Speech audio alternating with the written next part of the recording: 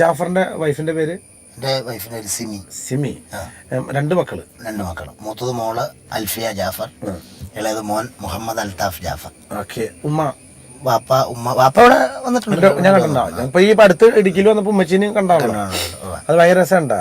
ജാഫറിന്റെ വീട്ടിലേക്ക് ഇപ്പൊ ഞാൻ ഈ അടുത്ത് ഇടുക്കിയിൽ ഓറഞ്ച് എന്ന് പറഞ്ഞ സിനിമയുടെ ഷൂട്ടിങ്ങിന് ഞാൻ പോണ വഴിക്ക് എനിക്ക് പെട്ടെന്നൊരു തോന്നല്, ഇന്ന് ഇടുക്കി ഡാം പോയി ഒന്ന് കാണണം എന്ന് ആഗ്രഹം. അങ്ങനെ അവിടെ പറഞ്ഞു ഇടുക്കി ഡാം കാണണമെന്ന് ഇപ്പൊ പെർമിഷനും കാര്യങ്ങളൊന്നും ഇല്ല, എന്നാലും നമുക്ക് പുറത്തുനിന്ന് കാണാം എന്ന് പറഞ്ഞിട്ട് നമ്മൾ അങ്ങോട്ട് പോവുകയും ജാഫറിന്റെ ഫ്രണ്ട് ഒരു സാറിനെ വിളിച്ച് പരിചയപ്പെടുകയും ഞങ്ങളവിടെ ഇടുക്കിയിൽ ചെന്നപ്പോൾ ഭയങ്കര ഈ മനുഷ്യന് പ്രത്യേകത ഉണ്ട്. വീട്ടിൽ പോകുമ്പോൾ ഈ അവിടെ നിന്ന് പോത്തിനൊക്കെ വെട്ടാണെന്ന് പറഞ്ഞാൽ ആ ബീഫ് വാങ്ങിച്ചിട്ട് വീട്ടിലേക്ക് കൊണ്ടുപോകുന്ന ഒരു സ്വഭാവം ഉണ്ട്. അതെ. അപ്പൊ എനിക്ക് അവിടെ ചെന്നപ്പോഴേക്കും അദ്ദേഹത്തിന്റെ ഭാര്യ ബീഫ് കറി അടിപൊളിയായിരുന്നേ. അന്ന് നല്ല എന്റെ കൂടെ ദിലീപിന്റെ കൂടെ നമ്മുടെ പയ്യന്മാരെല്ലാരും ഉണ്ടായിരുന്നു. പ്രദീപ്. അന്നത്തെ ആ ബീഫ് കറി കൂട്ടി ഒരു ഊണ് കഴിക്കില്ലേ, നല്ല ചൂടൻ ചോറ്, അത് വീട്ടിലിരുന്ന് കഴിച്ചപ്പോൾ നല്ല സുഖമായിരുന്നു. അതിപ്പോഴേക്കും നമ്മുടെ വീടിന്റെ ചെമ്മീനും അത് ഉണക്കി ചെമ്മീനും വാങ്ങിയിട്ട് വെച്ചിട്ടുണ്ടായിരുന്നു. അതൊക്കെ കൂട്ടി ഭക്ഷണം കഴിച്ച് അടിപൊളിയായിരുന്നു. അതും ഇപ്പൊ ഞാൻ ചോദിക്കട്ടെ, ജാഫർ ഇങ്ങനെ, ജാഫറിന്റെ പേര് ജാഫർ തന്നെ, വേറെ പേരില്ലല്ലോ? വേറെ പാസ്പോർട്ടിലൊക്കെ ജബ്ബാർ. ജബ്ബാർ. ഓക്കെ. അതൊരു കഥയുണ്ട് കേട്ടോ, അത് പിന്നെ പറയാം. അല്ല ഇപ്പൊ അത് പറഞ്ഞിട്ടുണ്ടെങ്കിൽ അതൊന്ന് പറഞ്ഞു കഴിഞ്ഞാൽ ഞങ്ങൾക്ക് ടൈം ഉണ്ടാവും. പിന്നെ ഒത്തിരി നീളമുണ്ടോ? ഒത്തിരി നീളമില്ല, അന്ന് സാർ റെഡ്യൂസ് ചെയ്യാം. ഓക്കെ.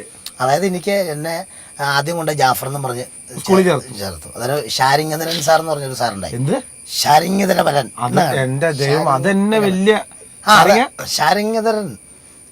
ഷാർങ്ങധരൻ. ഒരു പണി ആള് നമുക്കൊരു പണി ചെയ്യാം. ജോഷിന്ന് വരാം, അത് മതി. ജോഷി സാറ്. അപ്പൊ ആളൊരു ഞാറ നിപ്പുണ്ട് സ്കൂളില്, ഞാവല് കാട്ടിലെ, അതിന് ഞാറാന്ന് പറയും, ഞാറപ്പഴം. അത് ഒരെണ്ണം നിപ്പുണ്ട് അവിടെ, അതിന്റെ തൊട്ട് കരോട്ടായി സാറ് താമസിക്കുന്നത്. അവിടെ ഈ സാറ് വന്നു കഴിഞ്ഞാൽ ഒരു ചൂരിൽ വീട്ടിൽ നിന്നേ കയ്യിലുണ്ട്. ഒരു എടങ്ങണ്ണുണ്ടായിരുന്നു, ഇപ്പോഴും ഉണ്ട്, ജീവിച്ചിരിപ്പുണ്ട് ഉണ്ട്. അപ്പൊ ഇങ്ങനെ ഒരു എടങ്ങണ്ണുണ്ട്, മീശയും ഭയങ്കര മീശം വെച്ചിട്ട് ആൾ അവിടെ വരുമ്പോൾ ചെരുപ്പിട്ടി വിട്ടിട്ട് ഒരു ഒച്ച. ഈ ഒച്ച കേട്ട് കഴിയുമ്പോഴത്തേ ആ സ്കൂളിലറിയും. ആ സമയത്ത് ഞാൻ പണിപാടി അപ്പിയിടും. അപ്പോൾ ഈ പിള്ളേരെ കൂട്ടിയിട്ട് വിടും. കൊണ്ട് വീട്ടിൽ വിട്ടായിരുന്നു പറയും. അപ്പോൾ എൻ്റെ ഉമ്മയില്ലേ ഈ ഇഞ്ചിക്ക് ഇട പറിക്കൂലേ, ഇടക്കള, ഇങ്ങനെ അവിടെ ആ സൈഡിലൊക്കെ എന്തെങ്കിലും പണിയായിരിക്കും. ആ പണിതുകൊണ്ടിരിക്കുമ്പോഴത്തേക്ക് ആരെങ്കിലും പറയൂലേ, താത്താ ജാഫറിനെ മറ്റേ ഉമ്മർക്കാടെ കൊച്ചിൻ്റെ കൂടെ അങ്ങോട്ട് പിന്നെ സ്കൂളിൽ നിന്ന് അങ്ങ് പോകണുണ്ടല്ലോ എന്ന് പറയും. അപ്പോൾ ഉമ്മയുടെ ഭാഷ പറഞ്ഞാൽ അത് പറയാൻ കൊള്ളില്ല. അത് മേടിക്കൊന്നും വേണ്ട, അത് തന്നെ സംഭവം. അത് നിരന്തരം തൊഴിലായി. അപ്പോൾ വാപ്പാട് പറഞ്ഞു, ഷാരിഖ് സാർ പറഞ്ഞു, മൈദീൻകുട്ടി തന്നെ വാപ്പാട്, ഉമ്മയുടെ പിന്നെ പീസ. അപ്പോൾ വാപ്പാട് പറഞ്ഞു, ഈ കൊച്ചിനെ ഈ കൊല്ലം വിടണ്ട, ഒന്നാമത് പ്രായം അതാണെങ്കിലും ശരി, അടുത്ത കൊല്ലം ചേർത്താമെന്ന് പറയാൻ. അവിടെ ചെന്ന് കഴിയുമ്പോൾ ആ പ്രായത്തിൽ ആ പേരിൽ ചേർക്കാൻ ഒക്കില്ല, ഒരു കൊല്ലം ചേർത്തുമില്ലേ, ജാഫറിന് ചേർക്കാൻ പറ്റില്ല. അപ്പോൾ വാപ്പ അപ്പോൾ ഒന്ന് ചോദിച്ചേ, അപ്പോൾ നമുക്ക് എന്താ പേരിടണ്ടെന്ന് ചോദിച്ചേ, ജാഫറിൽ ചേർക്കാൻ പറ്റില്ല എന്ന് വാപ്പ പറഞ്ഞ പേര് പറഞ്ഞു. അപ്പൊ നമുക്ക് ഇനിയിപ്പോ എന്നാ പേരിടണം? എന്നാ ജാഫറിന് കിട്ടാനാ? ജാഫറിൽ ചേർക്കാൻ പറ്റില്ല. അതെ, എന്നാ ഒരു കാര്യം ജബ്ബാറിന് ഇട്ടൊന്നും ഒരു പേരാണ്. അങ്ങനെയാണ് ജാഫർ ജബ്ബാറായത്. അല്ല, ജബ്ബാർ ജാഫറായത്. ആ ജാഫർ ജബ്ബാറായി, പക്ഷെ ഞാൻ ജാഫർ തന്നെയാണ്. തീർച്ചയായും. ഈ സാധാരണ എല്ലാ കലാകാരന്മാരും പാടും, ഞാൻ കഴിഞ്ഞ ഇതിൽ പറഞ്ഞാണ്,